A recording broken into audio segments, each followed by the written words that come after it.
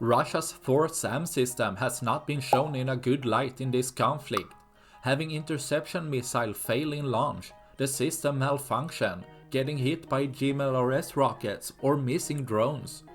As seen here again, a Ukrainian drone spots the Tor system out on the field a few kilometers away. As the SAM system sends off a missile to intercept the drone, it quickly homes in and reaches the drone. But as the missile flies by next to the drone, the proximity fuse most likely malfunctioned, as the missile's warhead should detonate at close distance, destroying the target with a high explosive fragmentation warhead.